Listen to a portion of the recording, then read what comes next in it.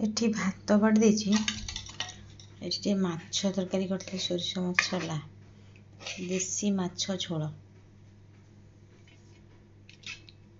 गोटे माछ गोटे बड़ माछ अच्छी आलू एते माछ तो खाई हेबनी सोरिष मसला माछ झोल आज टिके खाईदबा केते राति हेलाणी लो मते एते भोक तो बनैली बर्तन आउ तरकारी एति रहिला और माछ रही चलतु खाईदबा सांग माने भात माछ तरकारी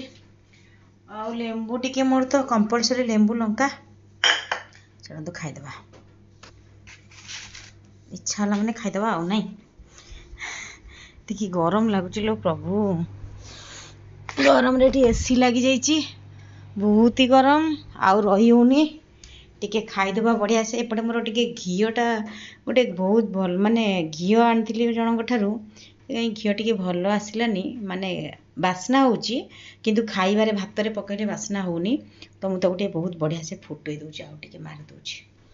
तो चलते टिके खाईदबा एपटे कौन करिया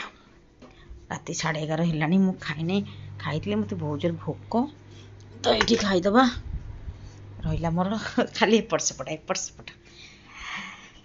बस खाईदबा सी आउ टिके फुटीज चलिए खायापाई बर्तमान मोर रेडी हो गला खाइबा भात देखिए केमती कौन है देखो ये माछ तरकारी रेडी अल्प भात लंका लुण निंबू थैंक यू।